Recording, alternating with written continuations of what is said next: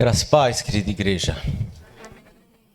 Que o Senhor nos conduza aqui na sua palavra, no entendimento de sua palavra mais uma vez, para que sejamos instruídos e que a nossa fé de fato seja viva, se transforme de fato em obras, mas não seja como quem olha no espelho, não é? E logo se esquece daquilo que viu. Que o Senhor aplique a sua palavra ao nosso coração. Vamos abrir mais uma vez a palavra de Deus no Evangelho de Marcos. Nós começamos semana passada a tratar sobre algumas porções dos evangelhos. Hoje ainda quero pensar com você e meditar aqui mais uma vez no Evangelho de Marcos. Semana que vem, se o Senhor permitir, nós vamos para o Evangelho de João e seguiremos assim o mês de dezembro. Marcos capítulo 8 ainda. Na semana passada nós vimos um pouco desse capítulo. Eu quero aprofundar um pouco mais com você nas verdades a partir do versículo 31. E nós vamos até o versículo 37. E depois caminharemos ainda como parte da nossa meditação essa manhã, ainda no capítulo 9, e vamos observar algumas verdades aqui. Como ficaria um texto muito grande, eu quero ler apenas esse trecho com os irmãos, para que seja a introdução de todo o nosso sermão agora pela manhã. A partir do versículo 31, então, a palavra de Deus diz assim: Então começou ele a ensinar-lhes que era necessário que o Filho do Homem sofresse muitas coisas, fosse rejeitado pelos anciãos, pelos principais sacerdotes e pelos escribas, fosse morto e que depois de 3 dias ressuscitasse. E isto ele expunha claramente, mas Pedro, chamando-o à parte, começou a reprová-lo.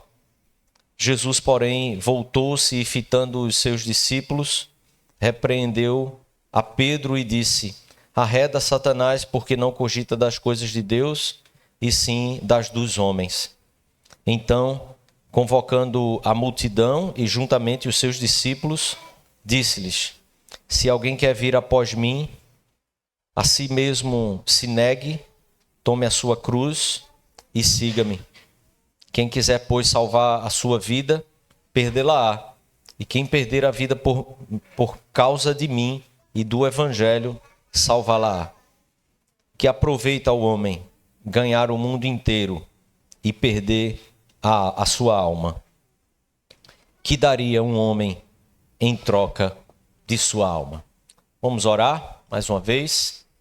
Feche os seus olhos, coloque seu coração mais uma vez diante do Senhor. Peça que o Senhor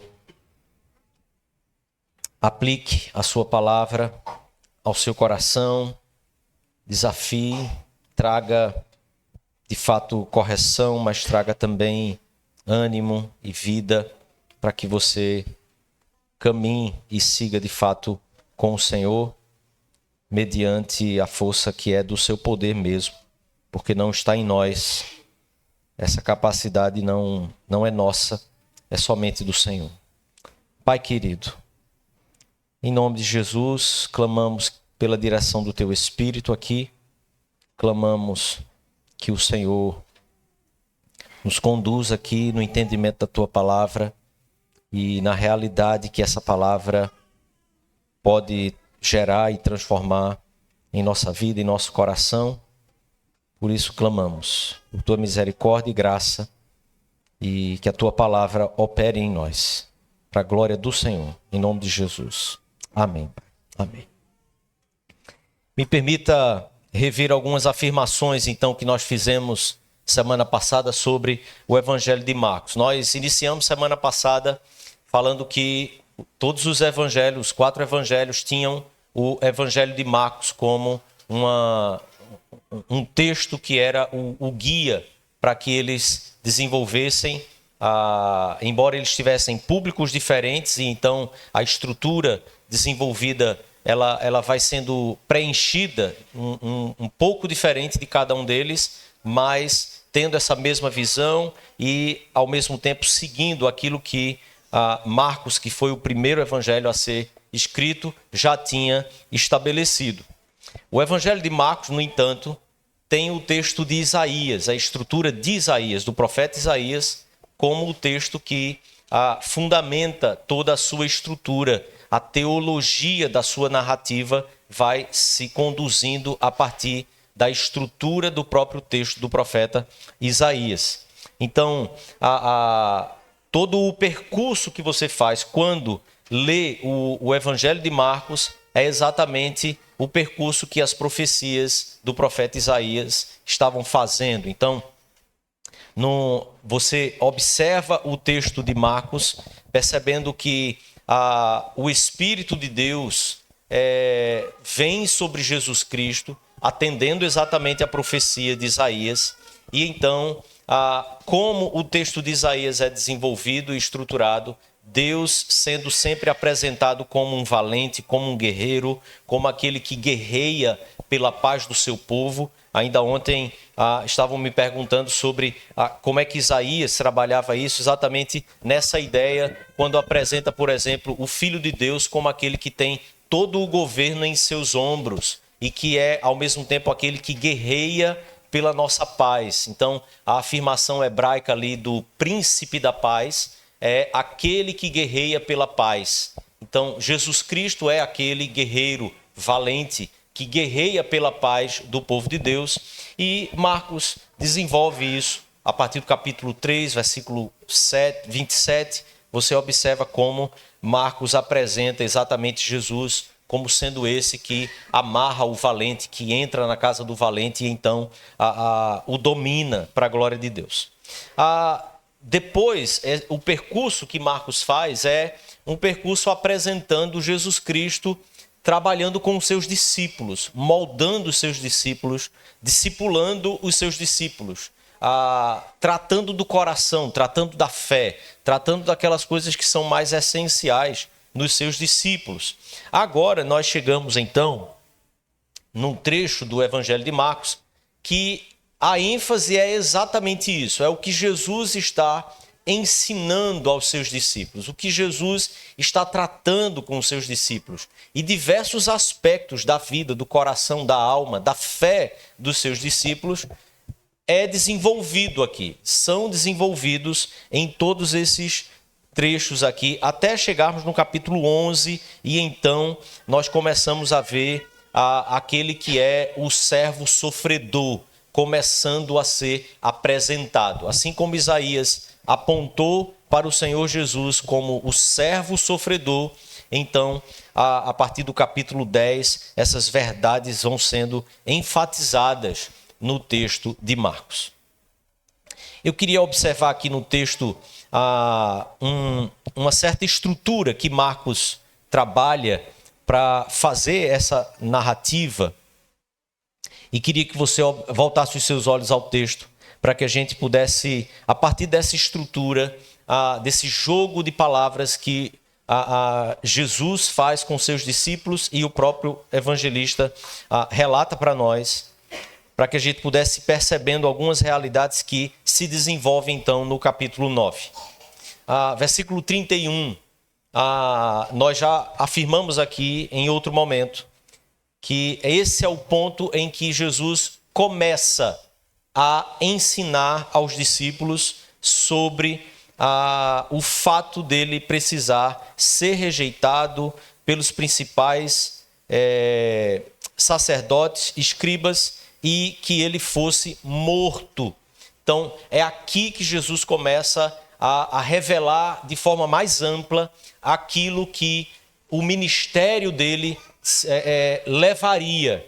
O caminho do ministério de Jesus levaria para isso, porque o próprio ministério de Jesus era um ministério marcado por isso, pela sua negação, pelo seu por não julgar com usurpação o ser igual a Deus. Então nós vimos, se você observar capítulo 8, como que essa revelação foi sendo dada aos seus discípulos, e no capítulo 8 é que então essa verdade que é dada pelo Espírito de Deus vem então aos discípulos. Ele é o próprio Cristo, o Filho do Deus vivo.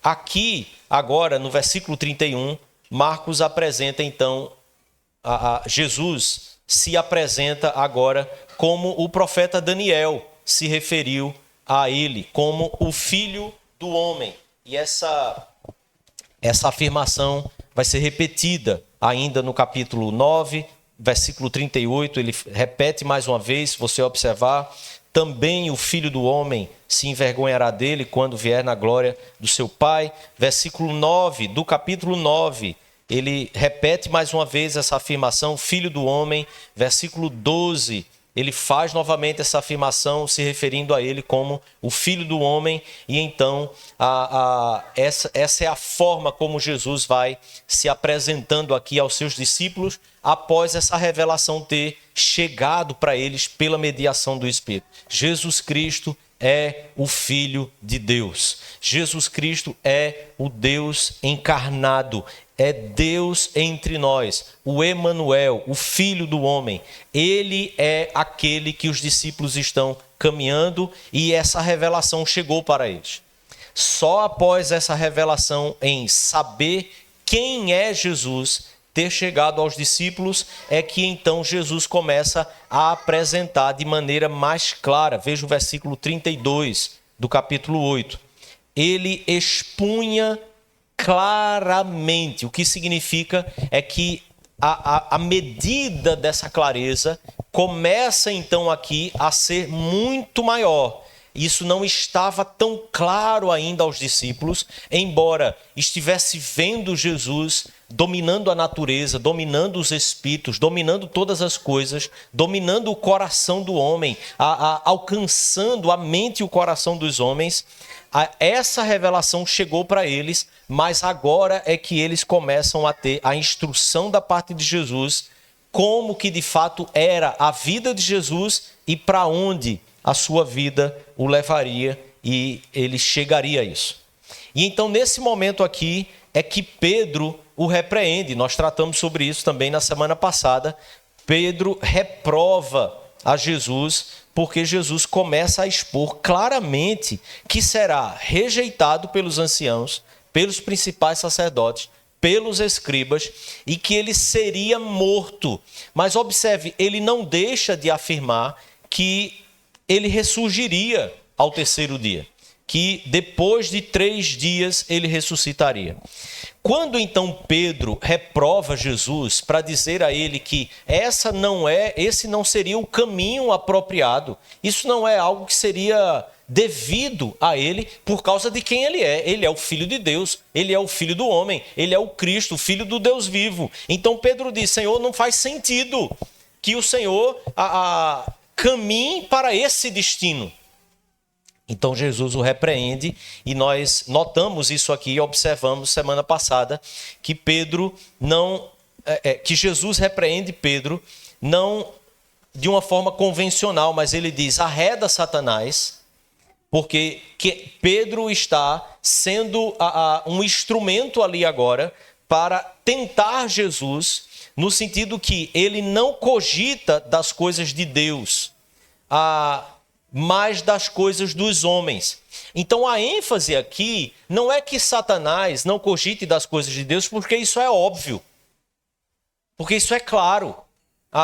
Satanás é um inimigo, ele foi expulso dos céus, então é óbvio que ele não cogita das coisas de Deus, mas ele é contrário a tudo o que é de Deus. Deus é a verdade, Satanás é o pai da mentira. Então há uma oposição, sim, há uma oposição, mas a ênfase então aqui recai àquilo que não é lógico, que não é óbvio, melhor dizendo, mas aquilo que os nossos olhos muitas vezes deixam escapar. É que Satanás cogita das coisas dos homens. Então observe, A verdade que está aqui, querido, é contundente demais. Ela precisa ser uma verdade assombrosa para cada um de nós. As coisas que o seu coração, de maneira natural, deseja. Entende isso? Que de maneira natural o seu coração deseja são as coisas que Satanás cogita. Ele busca, ele valoriza, ele dá ênfase. Ele chama você a querer aquilo ali, a lutar por aquilo ali, a viver por aquilo ali, a colocar a sua vida, o seu alvo, o seu foco por aquilo. Então observe, quando a palavra de Deus diz que o nosso coração, e quando a palavra de Deus chama do nosso coração, ela está dizendo o âmago do nosso ser, o nosso ser no seu nível mais profundo. Quando o seu coração almeja e deseja coisas de forma exacerbada, acredite, sendo ele desesperadamente corrupto e enganoso,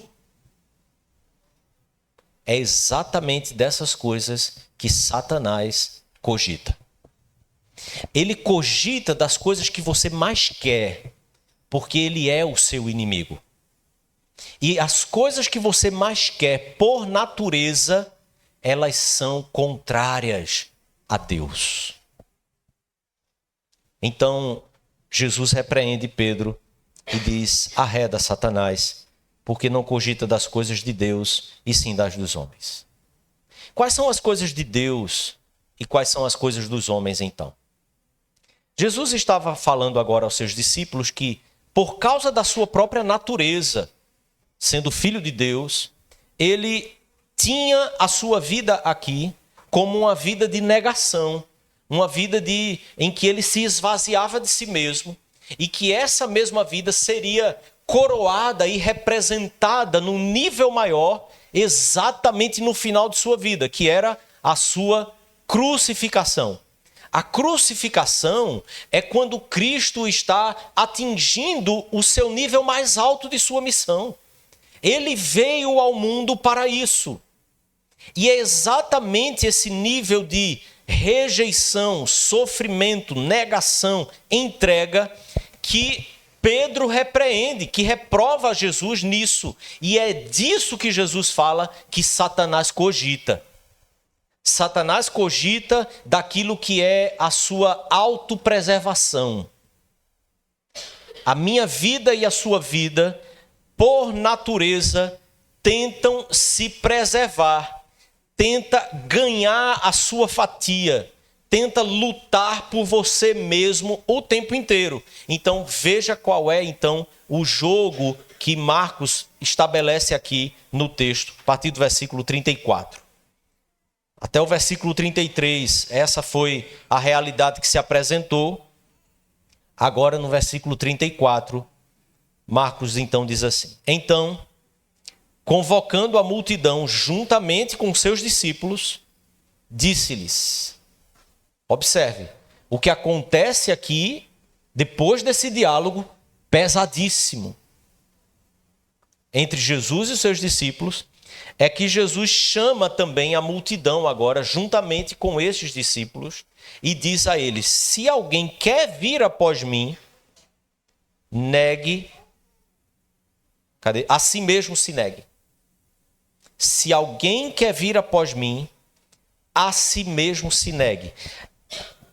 Essa é a relação que está feita textualmente com ser rejeitado.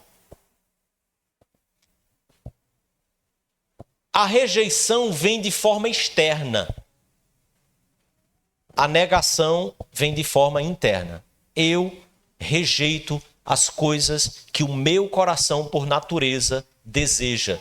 Por quê? Porque isso é as coisas que Satanás cogita e elas são contrárias a Deus. Você quer seguir a Jesus? Você entendeu quem é Jesus? Esse é um passo.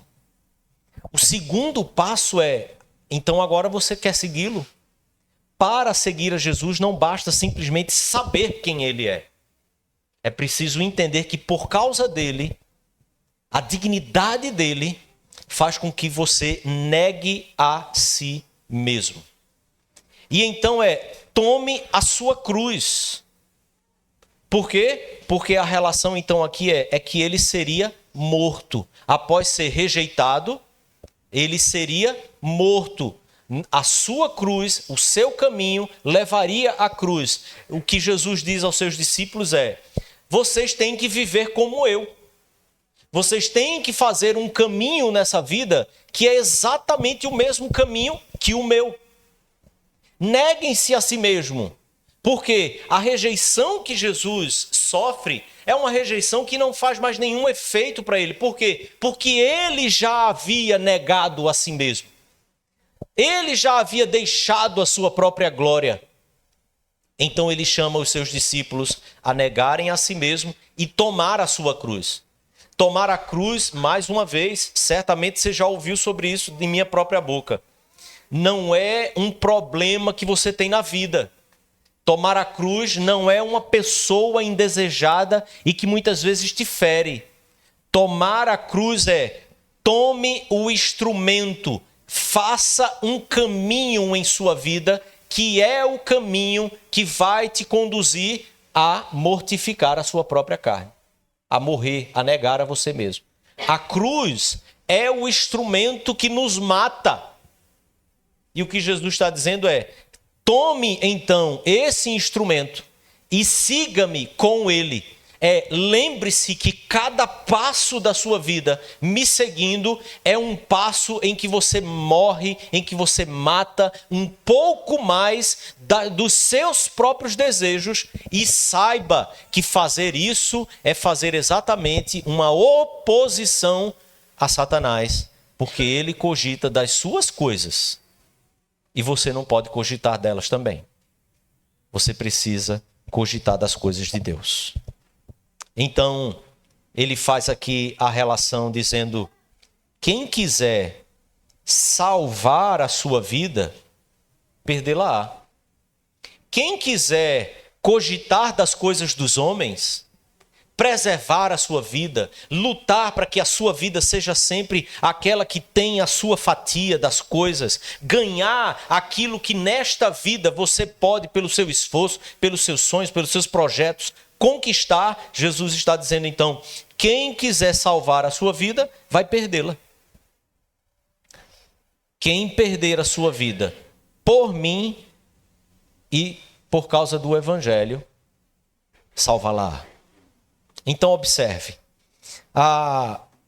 você jamais pode optar por negar a si mesmo por amor ao outro. Você jamais pode optar negar a si mesmo por amor ao seu marido. Negar a si mesmo por amor à sua esposa. Você não pode optar por negar a si mesmo por amor a um outro irmão. Por amor a uma outra pessoa que de repente não conhece o evangelho. E aí de repente essa pessoa pode até parecer que é uma vilã na sua vida, um vilão na sua vida. E você não pode optar por calar a sua boca, deixar a intriga, negar o confronto. Você não pode fazer a opção errada, no sentido de negar a você mesmo por causa de qualquer outra pessoa ou motivo. Porque você não vai ganhar a sua vida dessa forma.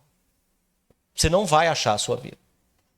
Mas quando você nega a si mesmo por causa de Cristo e por causa do evangelho, você salva, você ganha, você de fato tem a sua coroa. Você entende isso, querido? Nós falávamos ontem que nós vivemos em um mundo de convergência, né? Nós estamos na convergência entre dois mundos. Nesse mundo em que eu e você estamos, em que nós estamos vivendo uma esperança daquele mundo que virá, eu e você não podemos nos confundir e tropeçar, achando que negar a nós mesmos é por causa de qualquer outro motivo menor nesta vida do que a causa do Evangelho e a causa de Cristo. Mas o fato é que eu e você temos negado até muitas vezes a nós mesmos, não pela causa de Cristo e não pela causa do Evangelho. A gente deixa de fazer muitas coisas. A gente deixa de ter diversão. A gente deixa de ter sono por causa de filho, por causa de projeto familiar. A gente nega muitas coisas na nossa vida por causa de diversos outros objetivos. A gente nega coisas por causa de estudo. A gente nega coisa por causa de trabalho. Mas todas essas coisas vão fazer com que a gente perca a nossa vida. Sim. Se você educa muito bem seus filhos e nega a si mesmo por causa deles, entenda, isso é idolatria. Você tem que negar a si mesmo por causa de Cristo. Deixar coisas na vida por causa de filhos não é o caminho para salvar a sua própria vida.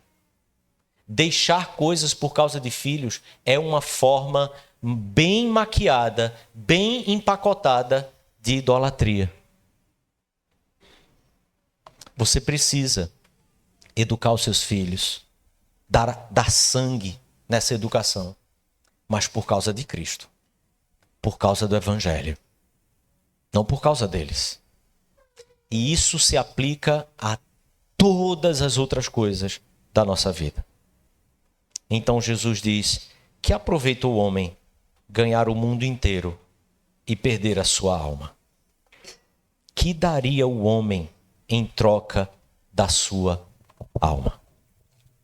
Então, no versículo 1 do capítulo 9, Marcos então nos diz assim: dizia-lhes ainda: em verdade vos afirmo que dos que aqui se encontram, alguns há que de maneira nenhuma passarão pela morte até que vejam ter chegado com poder o reino de Deus. Querido, essa é uma referência que o Senhor Jesus faz ao derramamento do Espírito Santo sobre a igreja. O derramamento do Espírito Santo que derramou-se sobre a igreja com poder. O que significa dizer que quando o Espírito Santo desceu sobre a igreja, nós tivemos o início, o start do reino de Deus aqui na terra, sendo instaurado e propagado. Nós estamos vivendo em um mundo de convergência. Nós já vivemos a instauração, a inauguração do reino de Deus. Nós temos o Espírito Santo de Deus habitando em sua igreja. E então o Senhor Jesus diz que esse Espírito de poder foi o que inaugurou o reino de Deus, agora da nova aliança aqui nesse mundo. Eu e você estamos vivendo o período da nova aliança. Eu e você estamos vivendo um período em que o Espírito de Deus é presente e habita na igreja e no seu povo. Eu e você temos o privilégio de ter o Espírito habitando em nós, para nos conduzir em sua palavra e no entendimento de sua palavra. Mas mais do que isso, para nos conduzir no caminho de mortificação da nossa carne, dos nossos desejos, das coisas que eu e você cogitamos por natureza, mas que elas não são próprias do reino de Cristo e do Evangelho. Eu quero chamar você, querido, a entender que se o Senhor Jesus alcançou seu coração, revelou-se a você como filho de Deus, ele também nos revela a maneira como devemos viver. Porque a fé sem obras é morta. Jesus se apresenta como filho. Essa verdade chega aos seus olhos por causa do Espírito de Deus, que é que nos ilumina os olhos. Mas Jesus também nos diz como vivermos, como andarmos.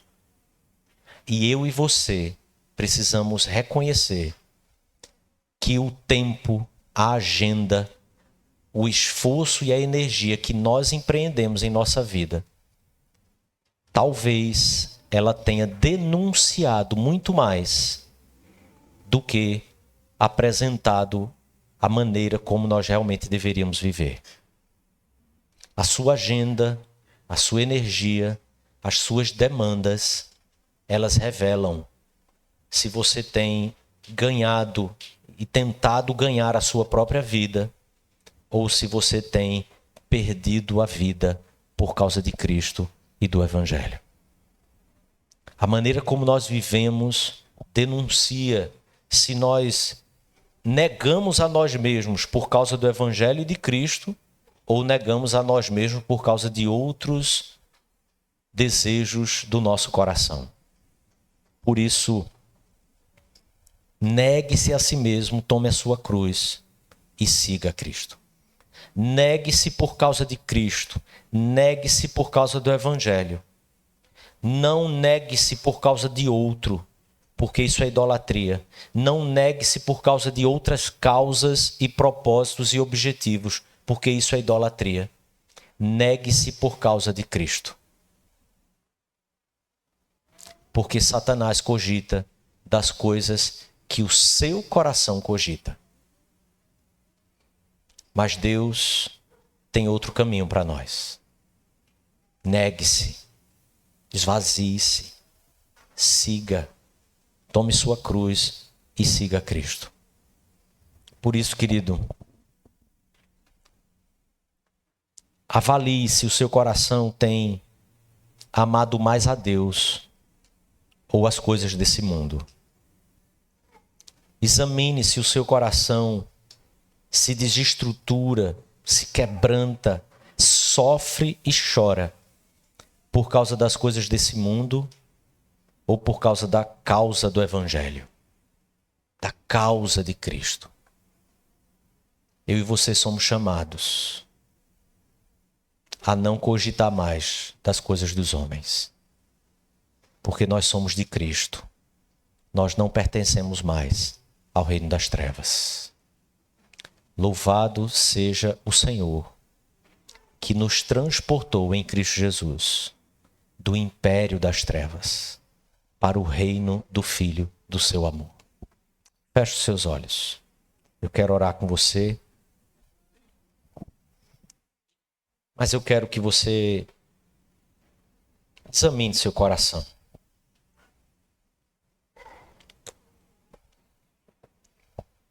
Se o Senhor tem falado com você, o Senhor tem inquietado o seu coração, ore ao Senhor. Reconheça aquilo que o Senhor tem feito. Se a verdade do Evangelho tem sido compreendida por você, reconheça. É o Espírito de Deus que está fazendo isso. Nós não podemos compreender essa mensagem sem que seja pelo Espírito de Deus. E hoje, querido, hoje é tempo. O tempo oportuno é hoje, para que você deixe que, de fato, o poder do Senhor Jesus conduza a sua vida. Aquele que morreu e ressuscitou, que garante pelo seu Espírito a nossa própria ressurreição, é aquele que também nos conduz na nossa vida para que vivamos como Ele. Esse poder é somente de Cristo. Não está em nós, é somente de Cristo, do seu Espírito. Confesse, deixe, porque o Senhor é fiel, justo, para nos perdoar os nossos pecados e nos purificar de toda injustiça. nos dando uma vida nova. E não importa quanto tempo você caminhe com Cristo, ou se nunca caminhou com Cristo. A vida nova é sempre nova no poder do Espírito. Amado Senhor, o Senhor conhece a tua igreja aqui. O Senhor conhece cada um de nós. Por isso clamamos. Intervém, Pai, em nosso coração. Com o poder que só o Senhor tem, que domina todas as coisas, com a autoridade que só o Senhor tem, e que o nosso coração fica pequeno demais diante do Senhor. Nós clamamos. Molda o nosso coração e a nossa vida, conforme a tua vontade, para que os nossos afetos, os nossos desejos, nossas afeições sejam moldadas, forjadas, para que sejam como a do Senhor. Para que a gente ame o que o Senhor ama, para que a gente odeie o que o Senhor odeia. Em nome e por amor de Jesus, Pai. Amém, Senhor.